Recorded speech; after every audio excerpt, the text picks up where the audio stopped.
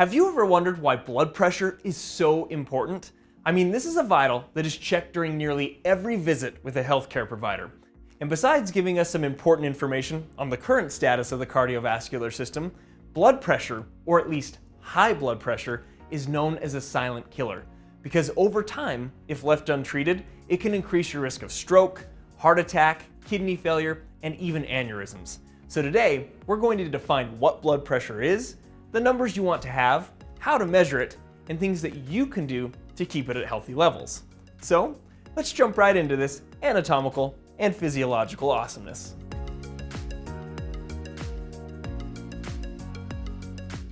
So before I show you some really cool things on this body, I want to start by saying that blood pressure, like many other processes in the human body, follows the Goldilocks principle. You don't want the blood pressure too low, and you don't want the blood pressure too high. You want it just right or just enough to perfuse the tissues throughout the body with enough blood. If it's too low, these tissues won't get enough oxygen. And if it's too high, or at least too high for an extended period of time, that increased pressure can literally damage the tissues and even damage things like blood vessels, which can lead to other health conditions that we'll talk about in a little while. Now, you may have experienced a temporary decrease in pressure, to say like your brain, when you stand up too quickly and get a little lightheaded. But overall, the vast majority of people deal with too high of blood pressure rather than with too low. And we call high blood pressure hypertension. But when it comes to understanding blood pressure, we need to realize that blood is a fluid, and fluids exert pressure on the walls of the container that they fill, like how water in a hose would exert pressure on the walls of the hose, or water in a balloon would exert pressure on the walls of the balloon. So blood pressure is the force of the blood pushing against the walls of your arteries as the heart pumps blood throughout the body. So if you look at the drawing over here on the whiteboard, you can see as the blood is pumping through the artery, it's also going to exert pressure on the wall of that artery. And the equation for blood pressure is blood pressure equals cardiac output times systemic vascular resistance. Cardiac output is the amount of blood pumped out of the heart per minute, which is influenced by heart rate and how forcefully the heart contracts with each beat. And in general, as cardiac output goes up, so does blood pressure. Systemic vascular resistance is the amount of resistance created by the blood vessels throughout the body. We could spend a lot of time on systemic vascular resistance, but think of this resistance being influenced by the tone of the blood vessels, like how constricted or how relaxed the smooth muscle is in the arterioles. Generally, more constriction increases blood pressure. The length of the blood vessels also influences vascular resistance and blood pressure, as well as the compliance of the blood vessels. And what I mean by compliance is, if you look at this aorta, and you can see me poking it and just bouncing up and down on the aorta, you can see that it recoils. And that's what I mean by compliance. Arteries have elastic connective tissue built into the wall. And so if the blood gets pushed into an artery that's healthy and is compliant, that artery will stretch. But it won't just stretch once the blood gets pumped into it. After it stretches, it will recoil. And what that does is it'll shoot the blood further downstream. And that's free. And what I mean by free is that it doesn't require any extra ATP or any extra work by the heart. It's easier on the heart to pump into a nice, stretchy, compliant artery. Think of the opposite, like a diseased or atherosclerotic artery that's stiff and non-compliant, and the heart tries to pump into that. You don't get that stretch and recoil, and so overall that will be harder on the heart and will increase blood pressure. And this is one of the many reasons why you want to have healthy arteries. You often hear about the link of cholesterol and plaque buildup in the arteries. Yes, plaque building up in the arteries can occlude and block the arteries, and sometimes those plaques can rupture and travel further downstream and cause all sorts of different problems, but it also can stiffen the arteries and make them less compliant, again, potentially raising blood pressure. And with all this talk about blood pressure, I want to mention something that helps to take some pressure off of me. And that's the sponsor of today's video, Grammarly. As a medical provider, anatomy and physiology teacher, and with running our education team here at the lab, I'm constantly working across multiple platforms, such as Google Docs, Slack, Canva, as well as addressing a lot of emails. So in other words, I have a lot of writing to do, and I want to ensure that my writing is clear, professional, and impactful. And this is where Grammarly comes in. Grammarly is my AI writing partner that helps me get my work done faster with higher quality writing. And again, what sets Grammarly apart is that it works where I work, across over 500,000 apps and websites, which means no more copying and pasting unlike other AI tools. For instance, I use Grammarly to help me generate an outline for a video script on Google Docs. And once I'm ready to post on YouTube or Instagram, I use Grammarly's rewrite feature to help me condense my captions, which helps make some of my content creation so much more efficient and streamlined. Grammarly also has 15 years of best-in-class communication AI and provides personalized writing suggestions based on my audience, goals, and context. It's trusted by tens of millions of professionals, and 96% of users report that Grammarly helps them craft more impactful writing. And here's one of the best parts. Grammarly is free to use and try out. So sign up and download it for free using my link grammarly.com/IOHA. Thanks again to Grammarly for sponsoring today's video, and now let's get back to blood pressure. Now I'm sure all of you have had your blood pressure checked at some point in your life, and blood pressure is measured in millimeters of mercury and recorded with two numbers. Systolic pressure, which is the top number, represents the pressure in your arteries when your heart beats.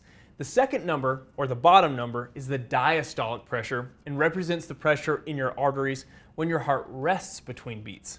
And so, for example, if your blood pressure is 120 over 80, 120 is the systolic pressure and 80 is the diastolic pressure. And so, where do you want your blood pressure to be?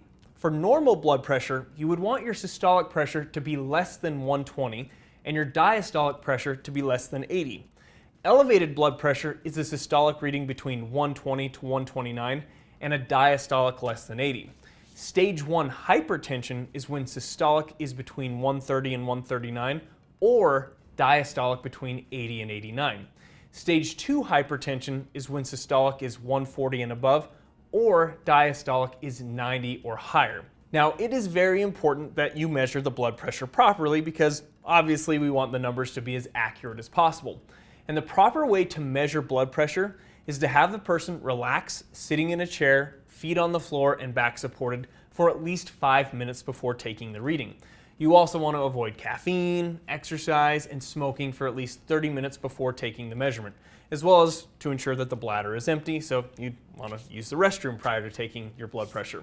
Also, the patient and the observer should not talk during the rest period or during the measurement, and the arm should be supported like maybe resting on a desk by their side. Now, sometimes all of these steps don't always occur in a clinic, and this could be due to the type of clinic or the reason why someone is at the doctor's office. For example, I work in urgent care. It's a pretty fast-paced environment where we don't manage long-term conditions such as hypertension. We're managing urgent conditions.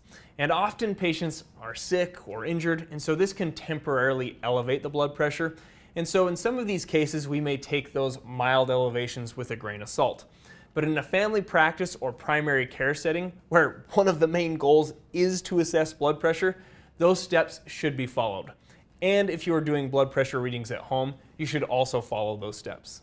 So why do we really care about blood pressure? And why should you be motivated to keep it at a healthy level? Well, as I already implied at the beginning, long-standing untreated hypertension can lead to other more serious health conditions.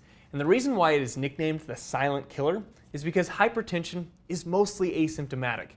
The only time people really ever feel symptoms is when hypertension becomes severe, with numbers of like 180 for systolic and or over 120 for diastolic. And even then, sometimes people may only feel a mild headache. But again, even the long-term unmanaged stage 1 or stage 2 hypertension can lead to problems with the heart. Over time, the heart becomes overworked, and this could potentially lead to heart failure. I also mentioned earlier that high blood pressure can damage the blood vessels.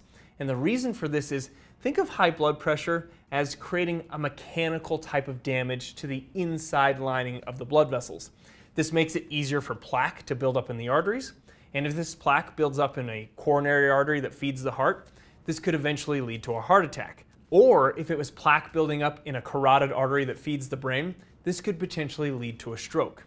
The kidneys are also very susceptible to unmanaged hypertension. The microvasculature, the small blood vessels in the kidney, can get damaged, leading to kidney disease and potentially kidney failure. I also mentioned aneurysms at the beginning of the video. High blood pressure is a risk factor for developing an aneurysm.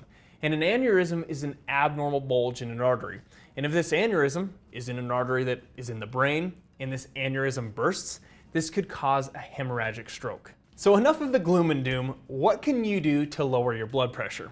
Well, if you've watched our channel before, it's probably not going to be a shock that I'm going to mention exercise.